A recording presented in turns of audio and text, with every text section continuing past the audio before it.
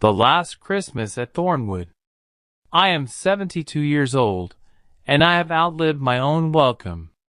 Let me tell you how a man can spend 40 years building a mountain of a legacy, only to watch his own family turn it into a molehill.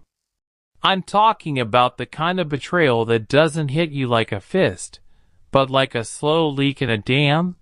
The kind you don't notice until the whole structure is groaning under the pressure of an invisible flood. My name is Arthur Vance, and for nearly 4 decades, I was a forensic architect. My job wasn't to build skyscrapers, but to tear them down, figuratively. I was the man insurance companies and law firms called when a building collapsed. I would sift through the rubble, examine the steel, the concrete, the bolts, and tell them exactly who was at fault. I could spot a hairline fracture from 100 yards, and I could tell you if it was caused by bad materials, bad weather, or a bad person who cut a corner. I was a structural detective, a man trained to find the hidden cracks long before the whole thing came crashing down. Yet when it came to my own family, I had been completely blind to the damage that was spreading through the foundation of my life like a slow, creeping rot. I met my wife, Eleanor, on a site in Chicago, of all places. She was a lawyer for the city, and she was the only person who could ever make me argue a point and enjoy losing. We bought this sprawling estate in Northern Virginia, a 6-bedroom, 4-bathroom colonial with a wraparound porch and a field that sloped down to a creek. We called it the Whitmore House. It was our castle, our monument to a life of hard work and shared dreams. When Eleanor passed away from a sudden stroke 3 years ago, the house didn't just feel empty, it felt haunted. The silence in the grand foyer was a physical weight on my shoulders, and the echoes of her laughter in the kitchen were a ghost I couldn't shake. I was a man who had spent his entire life solving puzzles and identifying the source of catastrophic failures, but I was utterly lost in the silence of my own home. That crushing isolation was what finally broke my resolve and made me vulnerable to the wolves who were already circling my door. That silence was broken, however, by my daughter, Clara, and her husband, Julian. Clara is our only child, the sun around which Eleanor's world revolved. She is a beautiful, intelligent woman who studied art history, a subject that, frankly, seemed as useful to me as a screen door on a submarine. Still, I adored her with every fiber of my being. She had my stubbornness and determination, but she had Eleanor's grace and warmth. Julian came into the picture about 8 years ago. He was a smooth-talking investment broker with the kind of winning smile that made you ignore the sharpness in his eyes. He always wore perfectly tailored suits, spoke of market trends and portfolio diversification, and had a way of making you feel like you were the most important person in the room while he was quietly calculating your net worth. I never trusted him. A man who makes his living convincing other people to part with their money is a man who knows how to sell a lie, and I could smell the false note in his sincerity from the day I met him. But Clara loved him with a fierce devotion that I couldn't compete with, and I had learned long ago that interfering in your child's marriage is the quickest way to lose them both forever. It was a bleak, rain-soaked October afternoon when they showed up at my door, their faces etched with carefully rehearsed worry and manufactured concern. They were living in a cramped apartment in D.C., and Julian's hedge fund was, as he put it, going through a liquidity event, which is rich people talk for it's in trouble, and they needed a safe harbor to weather the storm. Clara looked exhausted, and I could see the stress etched into the corners of her mouth and the dark circles under her eyes that no amount of makeup could hide. She sat across from me in the living room, clutching a cup of tea that had long gone cold, and finally broke the heavy silence. "Daddy," she started, using that soft tone she knew could melt my resolve and make me agree to almost anything. "We hate the city, and this house is so big and so empty. It's breaking my heart to think of you here all alone with nothing but memories and silence. We want to be closer to you, to help you, and to make sure you're taken care of. We want to come home." Julian stepped in immediately, his voice a smooth, practiced baritone that oozed false sincerity. "Arthur, it's a win-win for everyone involved.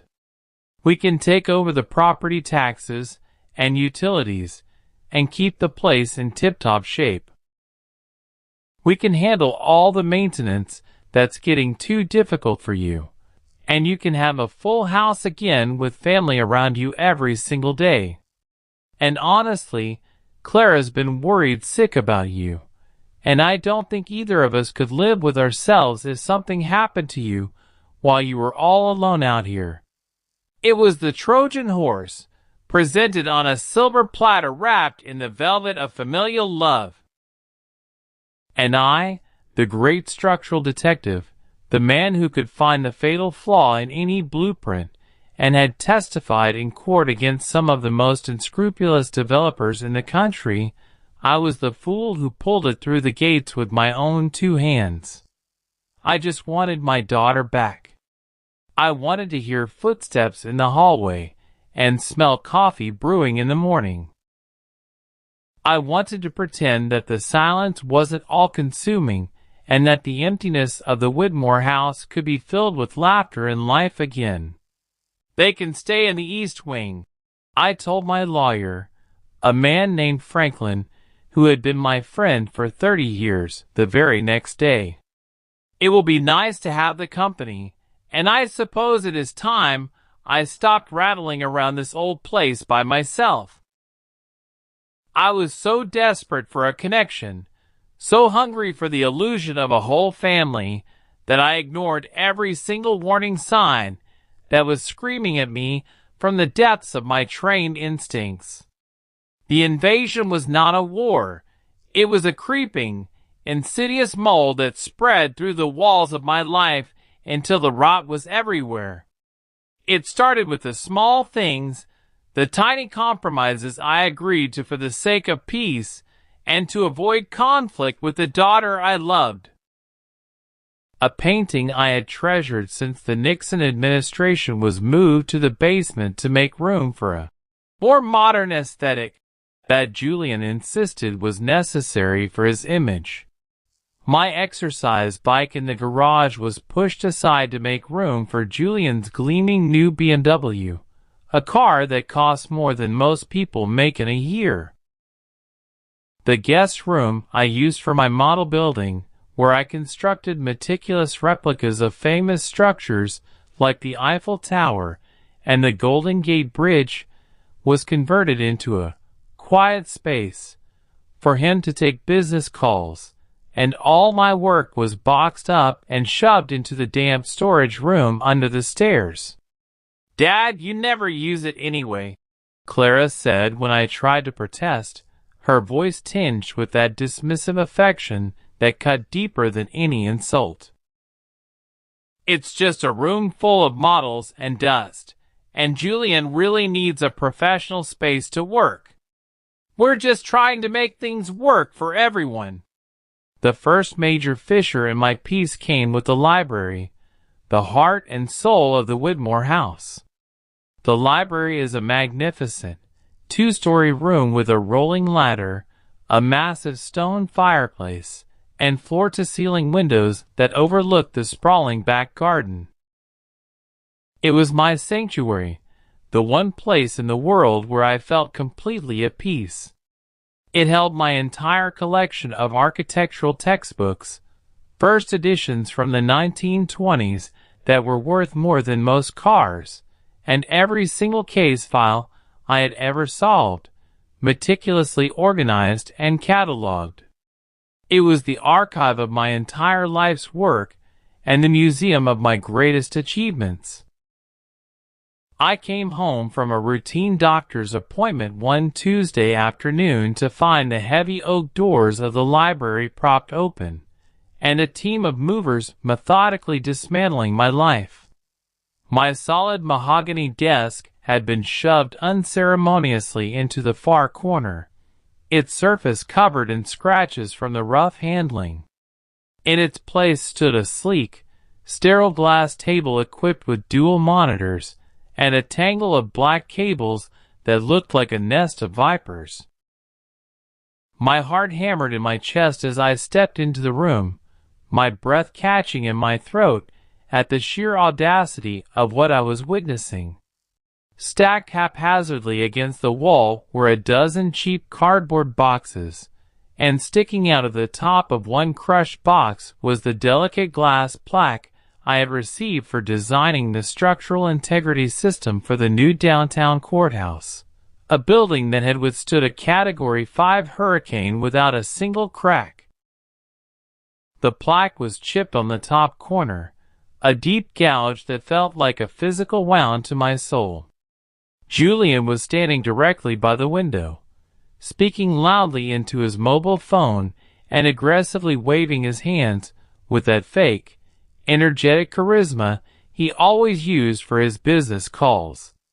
He saw me standing frozen in the doorway, held up a single index finger to dismissively shush me, and casually finished his conversation as if he were the lord of the manor.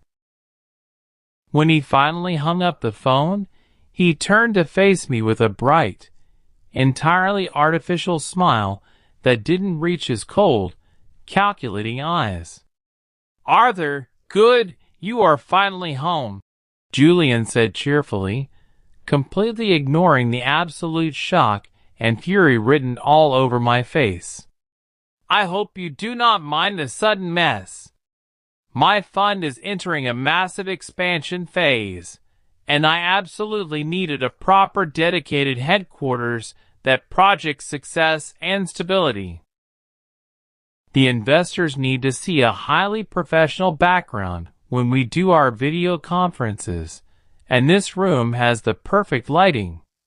I stared blankly at the cardboard boxes holding 40 years of my professional legacy, my hands balling into tight, shaking fists at my sides. "You boxed up my awards," I said, my voice dangerously low and steady. "You took down my framed blueprints without asking me." "This is my private library, Julian, the one place in this house that was supposed to remain mine." He let out a short, highly dismissive sigh, clearly annoyed that I was not eagerly cooperating with his grand vision. "Arthur, let us be practical here for a moment," he said, his tone dripping with condescension. "You are a retired man. You do not draft blueprints anymore. You just sit in here and read old books and stare at the garden. The fund desperately needs this space to generate actual revenue for our future. We are a family now, and family requires practical compromises to succeed. You wouldn't want to stand in the way of your daughter's future, would you?" He walked right past me, patting my shoulder patronizingly as he headed toward the kitchen, leaving me standing in the ruins of my sanctuary. I felt the sheer disrespect stagger me, and I immediately sought out Clara. I found her hiding in the sunroom, curled up tightly on the floral sofa, scrolling aimlessly on her tablet with a glass of white wine in her hand. I stood firmly before her, struggling intensely to keep my voice steady and my anger in check. "Clara, your husband just packed my entire library into cheap cardboard boxes," I said, my voice trembling with barely suppressed rage. He completely took over my space without even having the basic decency to ask for my permission. You need to talk to him right now and make him understand that this behavior is absolutely unacceptable. Clara did not look up right away, her eyes fixed on the glowing screen of her tablet. When she finally raised her eyes to meet mine, I saw the carefully rehearsed expression already waiting for me, the plausible lie heavily coated in a thick, suffocating layer of fake filial concern. "Daddy, please do not be difficult about this situation," she said softly, adopting a soothing tone one might use to placate a confused, irrational toddler. "Julian is under an enormous amount of stress right now with the fund, and he really needs a quiet, professional place to work without any distractions. You can easily use the small desk in the guest room for your reading. It has a perfectly nice window." I stared at my daughter, the little girl I had taught to ride a bicycle and whose college tuition I had paid in full without a single moment of hesitation, and I realized in that moment that the betrayal was deeper and more insidious than I had ever imagined. The true depths of their plan, however, were revealed to me on a freezing December night, just a week before Christmas. I had been relegated to the basement guest suite, a damp, cold, windowless room that was originally designed as a storage space for the household staff. They had moved me down there under the guise of concern for my safety, claiming that the stairs in the main house were too much for my aging knees, and that I would be more comfortable with my own private entrance. I had accepted this exile in silence, still clinging to the desperate hope that my daughter loved me, and that these were just temporary adjustments for the sake of family harmony. But that fragile illusion was shattered when I discovered the true purpose of their takeover. I had gone up to the main floor late at night to get a glass of water, and as I passed by the library, I heard Julian's voice coming through the partially open door, cold and calculating. "The old man is practically a ghost now," he was saying to someone on the phone. "The paperwork is ready, and the doctor has already signed off. As soon as we get power of attorney finalized, we can move him into the assisted living facility in upstate New York, the one with the lockdown memory care unit. By the time anyone asks questions, he'll be too drugged up to remember his own name, let alone his property. This house is worth $4 million, and I have no intention of waiting for him to die to get my hands on it." I stood frozen in the darkness of the hallway, my hand trembling on the glass of water I was holding. The floor seemed to drop out from under me, and I realized that I was not just dealing with an ungrateful son-in-law. I was dealing with a predator who wanted to erase me from existence, and the daughter I had raised with love and devotion was his willing accomplice, standing silently by while he plotted my destruction. The floor seemed to drop out from under me, and I realized that I was not just dealing with an ungrateful son-in-law. I was dealing with a predator who wanted to erase me from existence, and the daughter I had raised with love and devotion was his willing accomplice, standing silently by while he plotted my destruction. The glass of water slipped from my trembling fingers and shattered against the hardwood floor, the sharp crack echoing through the silent hallway like a gunshot. I heard Julian's chair scrape back in the library, and I knew I had only seconds to move. I retreated into the shadows of the stairwell, pressing my back against the cold wall as I heard his footsteps approach the library door. He paused there, peering into the darkness of the hallway, and I held my breath, praying that the darkness would conceal me. After what felt like an eternity, he muttered something under his breath and closed the library door with a firm click, plunging the hallway back into silence. I stood there in the darkness, my heart hammering against my ribs, and I realized that I had crossed a threshold from which there was no return. The man who had spent his entire life identifying structural failures in buildings was now staring at the catastrophic collapse of his own family, and I knew that I could no longer afford to be the passive, grieving old man they expected me to be. I had to become the hunter instead of the hunted, and I had to do it before they could execute their plan to lock me away in a chemical prison and steal everything I had ever worked for.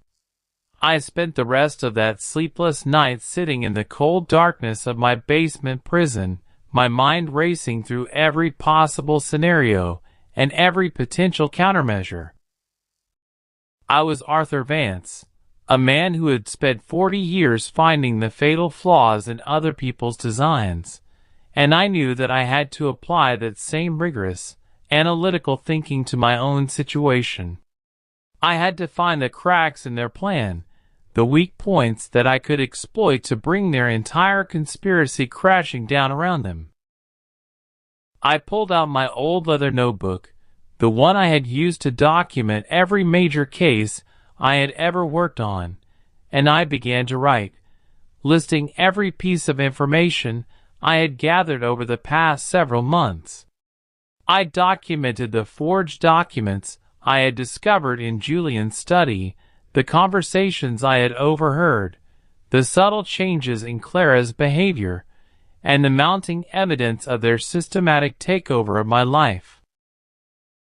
As the first pale light of dawn began to filter through the narrow window near the ceiling of my basement suite, I had constructed a detailed timeline of their conspiracy and identified the critical weaknesses in their plan.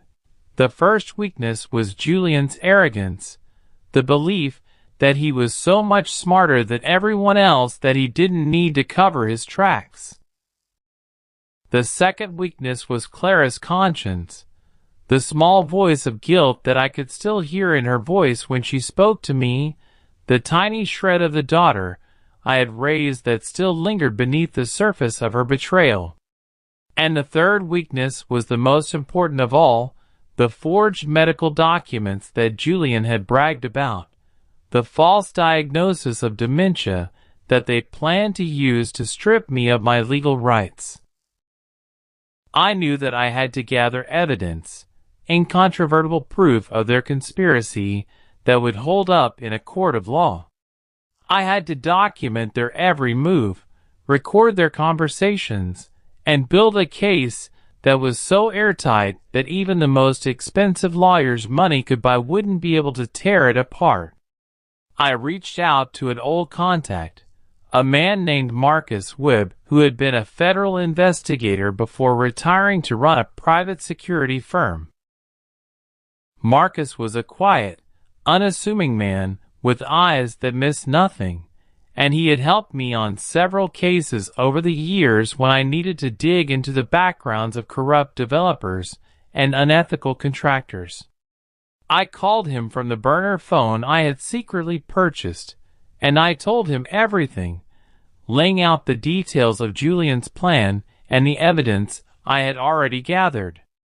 Marcus listened in absolute silence, and when I finished, his voice was cold and professional.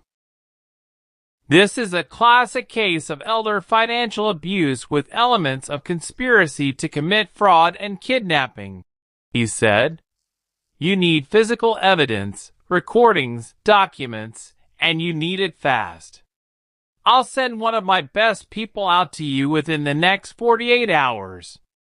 In the meantime, don't do anything that might alert them to the fact that you're onto their plan. Play the part of the confused old man for as long as you can." The next 48 hours were the most difficult of my life.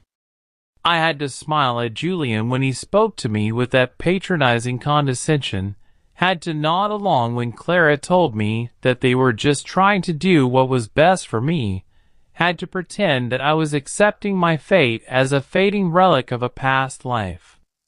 I moved through the house like a ghost, my shoulders slumped and my eyes vacant, playing the role of the broken old man they expected me to be. I made sure to ask the same question twice in an hour, to fumble with my glasses, to wander into rooms and then forget why I had come. I saw the satisfaction in Julian's eyes every time I played the fool, and it took every ounce of my self-control not to lash out at him. But I knew that I was buying myself time for Marcus's operative to arrive, and time for me to gather the evidence I would need to destroy them. On the second night, while Julian and Clara were out at a dinner party, a small, nondescript van pulled up at the end of my driveway. A woman emerged, dressed in dark clothing and carrying a black briefcase. She introduced herself as Elena, and she was the operative Marcus had sent. She was calm, efficient, and utterly professional, and within hours, she had installed hidden cameras and recording devices throughout the house, focusing on the library, the study, and the kitchen. The devices were so small and so expertly hidden that even I had trouble locating them. The trap was set, and all we had to do was wait for Julian and Clara to walk into it. The opportunity came 3 nights later, on Christmas Eve, the day before they were planning to execute their final scheme. I had heard them talking in the library earlier that evening, discussing the final details of their plan. The forged medical documents were ready. The facility in upstate New York had been contacted, and they had already retained a lawyer to handle the legal paperwork. All they needed was my signature on a few final documents, and they planned to get it the next morning by convincing me I was signing a routine update to my will. I knew that I had to act now, before they could put their plan into motion, and before I lost my window of opportunity. I waited until I heard them retreat to their bedroom, the heavy footsteps on the stairs signaling that the house was finally quiet. Then I moved, climbing the stairs with a silence that surprised even me, making my way to the library where I knew the forged documents were hidden in Julian's desk. I found them easily, a thick folder filled with papers that detailed my supposed dementia and the transfer of my assets to a trust controlled by Clara and Julian. I placed the folder on the desk and arranged the hidden cameras to capture the scene perfectly. The next morning, Christmas Day, I woke early and dressed in my finest suit, a dark navy wool ensemble that Eleanor had bought me for our 40th anniversary. I combed my hair, straightened my tie, and looked at myself in the mirror of my basement bathroom. The frail, confused old man was gone, replaced by the sharp-eyed investigator who had brought down some of the most powerful men in the construction industry. I walked up the stairs with a firm, steady step, and I made no effort to hide my approach. I wanted them to see me coming. I walked into the grand dining room where they were setting up for a lavish Christmas brunch, the table laden with expensive china and crystal. Julian looked up when I entered, and I saw the shock register on his face as he took in my appearance. The hunched posture was gone, the vacant stare had vanished, and in its place was a man who was absolutely in control of his faculties and his emotions. "Arthur," Julian said, his voice faltering slightly. "What are you doing up? I thought you were going to rest this morning. We were going to bring you breakfast." I ignored him completely, walking instead to the head of the table, the seat that had been mine for 30 years, and I sat down slowly, deliberately, meeting his eyes with a steady gaze that made him step back involuntarily. I reached into my pocket and pulled out a digital recorder, pressing the play button and placing it on the table. The room was filled with the sound of their voices, their own words recorded from the hidden cameras, detailing every aspect of their conspiracy. I saw the blood drain from Clara's face as she heard herself discussing the forged medical documents, heard her own voice saying that the only way to get the house was to have me declared incompetent and locked away. Julian lunged for the recorder, but I was faster, snatching it off the table and sliding it back into my pocket. "The police are on their way," I said calmly, my voice steady and cold. "I have already provided them with copies of all the recordings and documents. Marcus Webb and his team are currently executing warrants to search this house and Julian's office. The case against you is airtight, and I intend to see both of you prosecuted to the fullest extent of the law." Julian's face contorted with rage, and he took a step toward me, but I didn't flinch. I had faced down men far more dangerous than him, and I knew that he was nothing but a coward who had relied on the weakness of others to get what he wanted. Clara began to cry, her tears streaming down her face as she reached out toward me with trembling hands. "Daddy, please," she sobbed. "I'm sorry. I didn't mean for any of this to happen. Julian made me do it. He pressured me. He manipulated me. He told me it was the only way to save our family." I looked at her, the daughter I had raised with love and devotion, and I felt nothing but a profound, crushing disappointment. "You were not manipulated," I said quietly. "You were a willing participant in every single step of this plan. You signed the documents, you helped forge the medical records, you stood by and watched while Julian stole from me and plotted to throw me away. You made a choice, Clara, and you chose greed over family." The sound of sirens filled the air, growing louder as the police cars approached the house. Julian tried to run, but I was faster, grabbing his arm and holding him in place until the officers burst through the front door. They handcuffed him and read him his rights, and I watched with cold satisfaction as he was led away, his face twisted in hatred and defeat. Clara was arrested as well, her sobs echoing through the house as she was escorted to a second patrol car. The trial lasted 6 weeks, and it was a media sensation. The Whitmore house became the centerpiece of a story about elder abuse and financial fraud that captured the attention of the entire country. Julian was convicted on all counts and sentenced to 15 years in federal prison. Clara, because of her willingness to testify against her husband and her lack of a prior record, was given a lesser sentence, 5 years of probation and community service, along with a permanent restraining order that prohibited her from contacting me or coming within 5 miles of the Whitmore house. I stood in the courtroom and watched them both led away, and I felt a profound sense of closure, a final end to the chapter of my life that had been defined by betrayal and heartbreak. In the months that followed, I began the slow process of rebuilding my life. I donated the majority of my estate to a foundation that supported victims of elder abuse, ensuring that my suffering would not be in vain.